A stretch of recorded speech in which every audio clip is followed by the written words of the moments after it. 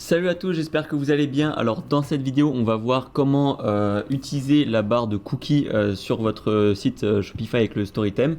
Alors avant de commencer, parce que cette vidéo va être assez rapide si je montre que les paramètres de la barre de cookies, je vais un petit peu revenir sur qu'est-ce que c'est exactement et pourquoi le mettre en place, etc. etc. Alors déjà, il faut savoir que, en tout cas pour ce qui est de l'Europe, c'est les lois RGPD qui font que voilà, c'est obligatoire de mettre ce genre d'informations sur le site, donc une barre de cookies en l'occurrence.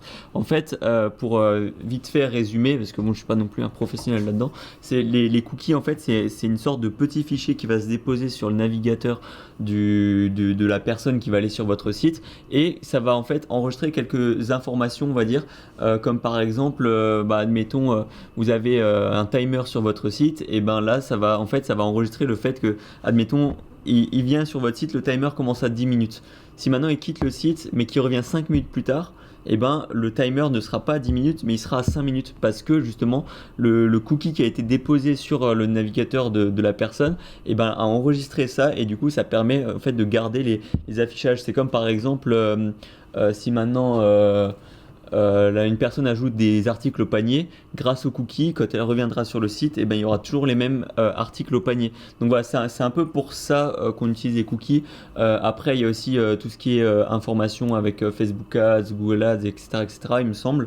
Donc voilà, la barre de cookies, elle est là en bas, elle ressemble à ça. On peut aussi la faire en sorte de la mettre en pleine largeur, c'est-à-dire que ça prendrait toute la largeur de la place, enfin de la page. Là, en l'occurrence, on l'a mis en bas à gauche, donc voilà. Mais on va tout de suite voir comment on la modifie. Alors, on est sur le personnalisé de Silis. C'est dans paramètres du thème, et là, on peut voir. Alors, il est où? Barre de cookies, juste ici. Alors, activer la barre de cookies, c'est logique. Vous pouvez la faire disparaître automatiquement au bout de 5 secondes si vous voulez, mais bon, moi je conseille de décocher ça. On peut changer les couleurs, etc., etc. Et voilà, c'est ici que je disais, on peut mettre en pleine largeur ou pas. Alors on va mettre pleine largeur pour vous montrer. Alors enregistrer, est-ce que ça a marché? Je suis en navigation privée normalement. Non. Alors, je vais refaire nouvelle fenêtre, silis.fr. Voilà, là la barre s'affiche en. Alors, je sais pas pourquoi la page n'est pas en 100%. Bref, ou ici, voilà, la barre elle est en pleine largeur. Bon, on va la laisser comme ça, on va dire, le temps de la vidéo. Ensuite, vous pouvez changer ici. Donc là, bon, je sais pas pourquoi il y a les CGU, mais c'est les politiques de confidentialité qu'il faut mettre. Faut faire bien attention à ça. Donc une fois qu'on a mis la politique de confidentialité ici, j'aimerais juste encore changer un paramètre. Alors ici, je vais vous montrer. Ah, il n'y a plus la barre de cookies, je l'ai enlevé.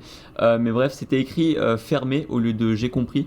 Moi, je voulais mettre j'ai compris. Alors c'est un petit détail, hein. Franchement, c'est pas très grave, mais on va le faire quand même. Alors je vais vous montrer vite fait comment on fait.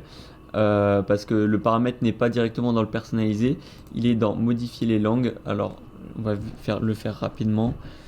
Voilà, on va chercher fermer, et ici voilà, cookie, ici on va mettre j'ai compris avec un point d'exclamation. Voilà, enregistrer. Et là normalement, si je fais une nouvelle fenêtre, que je mets silis.fr, normalement la barre devrait s'afficher ou pas. Alors attends, c'est peut-être parce que ici j'ai pas fermé. Voilà, on va refaire. Parce que du coup, voilà, vu qu'il y a des cookies, si maintenant on ferme la page et qu'on a appuyé sur fermer ou j'ai compris, bah, ça va pas forcément le réafficher une deuxième fois quand on n'est pas en navigation privée. Enfin, ce qui est le cas dans 95% des cas, ou 99%, enfin bref. Du coup, voilà. Là, il y a le bouton j'ai compris. Voilà, il y a aussi le en savoir plus. On arrive sur les. Bon, là, c'est la page TGU en l'occurrence. Parce que je pense qu'on l'a pas modifié tout simplement. Mais bref, c'est à peu près tout du coup pour cette vidéo. J'espère que ça vous aura aidé à avoir un site légal, parce que du coup c'est obligatoire d'avoir ce genre de petites fonctionnalités de barre cookie.